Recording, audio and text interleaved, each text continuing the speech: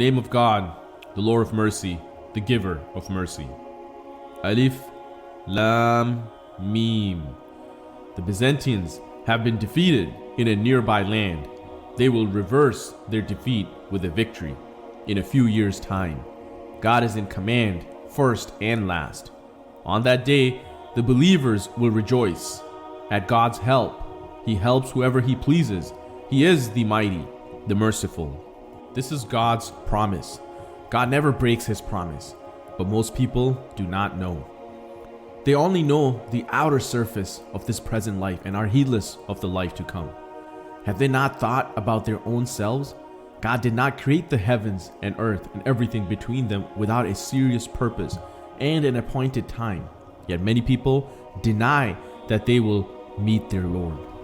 Have they not traveled through the land and seen how their predecessors met their end? They were mightier than them. They cultivated the earth more and built more upon it. Their own messengers also came to them with clear signs.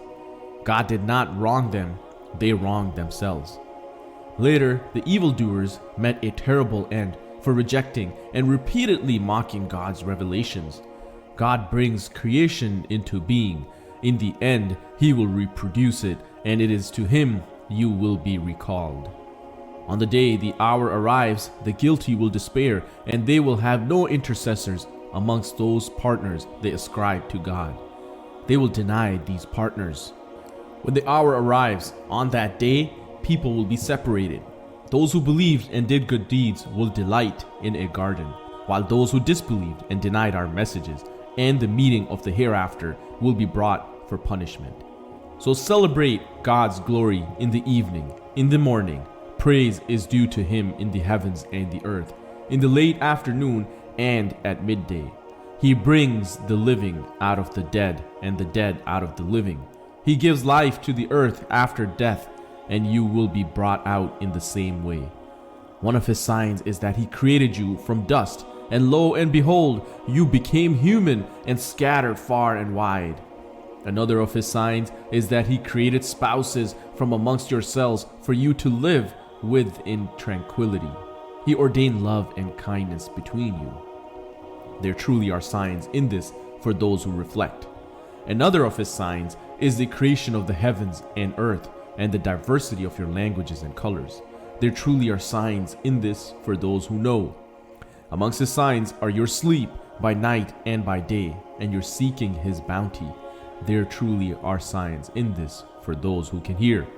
Amongst His signs too are that He shows you the lightning that terrifies and inspires hope, that He sends water down from the sky to restore the earth to life after death. There truly are signs in this for those who use their reason. Amongst His signs too is the fact that the heavens and the earth stand firm by His command. In the end, you will all emerge when He calls you from the earth. Everyone in the heavens and earth belongs to Him, and all are obedient to Him. He is the one who originates creation and will do it again. This is even easier for Him. He is above all comparison in the heavens and earth. He is the Almighty, the All-Wise. He gives you this example drawn from your own lives. Do you make your slaves full partners with an equal share in what we have given you? Do you fear them as you fear each other? This is how we make our messages clear to those who use their reason. And still, the idolaters follow their own desires without any knowledge. Who can guide those God leaves to stray, who have no one to help them? So prophet, as a man of pure faith, stand firm and true in your devotion to the religion. This is the natural disposition God instilled in mankind. There is no altering God's creation, and this is the right religion, though most people do not realize it. Turn to Him alone, all of you. Be mindful of Him. Keep up the prayer. Do not join those who ascribe partners to God, those who divide their religion into sects, with each party rejoicing in their own. When something bad happens to people, they cry to their Lord and turn to Him for help, but no sooner does He let them taste His blessing than, lo and behold, some of them ascribe partners to their Lord, showing no gratitude for what we have given them. Take your pleasure. You will come to know. Did we send them down any authority that sanctions the partners they ascribe to God? When we give people a taste of our blessing, they rejoice. But when something bad happens to them because of their own actions, they fall into utter despair. Do they not see that God gives abundantly to whoever He wills and sparingly to whoever He wills? There truly are signs in this for those who believe. So give their due to the near relative, the needy, and the wayfarer. That is best for those whose goal is God's approval. These are the ones who will prosper. Whatever you lend out in usury to gain value through other people's wealth will not increase in God's eyes, but whatever you give in charity, in your desire for God's approval, will earn multiple rewards. It is God who created you and provided for you, who will cause you to die and then give you life again. Which of your partners can do any one of these things?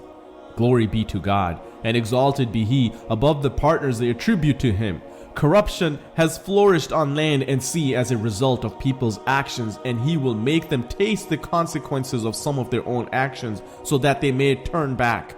Say, travel through the land and see how those before you met their end. Most of them were idolaters. Prophet, stand firm in your devotion to the upright religion before an irresistible day comes from God. On that day, mankind will be divided. Those who rejected the truth will bear the burden of that rejection, and those who did good deeds will have made good provision for themselves. From His bounty, God will reward those who believe and do good deeds. He does not like those who reject the truth. Another of His signs is that He sends out the winds bearing good news, giving you a taste of His grace, making the ships sail at His command, enabling you to journey in search of His bounty so that you may be grateful. Before you, Muhammad, we sent messengers, each to their own people. They brought them clear proofs, and then we punished the evildoers. We make it our duty to help the believers. It is God who sends out the winds. They stir up the clouds. He spreads them over the skies as He pleases. He makes them break up, and you see the rain falling from them. See how they rejoice when He makes it fall upon whichever of His servants He wishes, though before it is sent, they may have lost all hope.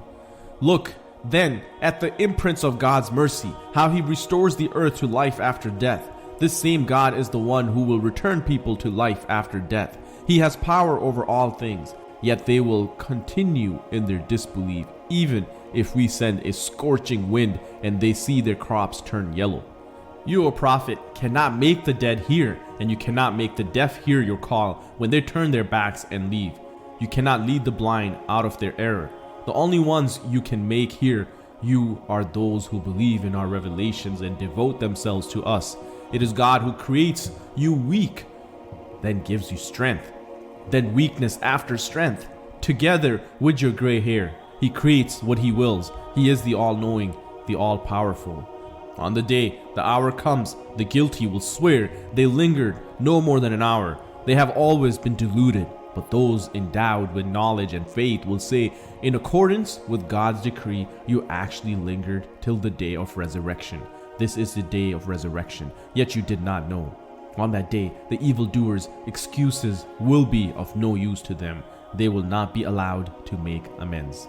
In this Quran, we have set every kind of illustration before people. Yet if you, prophet, brought them a miracle, the disbelievers would still say, you prophets deal only in falsehood. In this way, God steals the hearts of those who do not know. So be patient, for God's promise is true. Do not let those with no firm beliefs discourage you.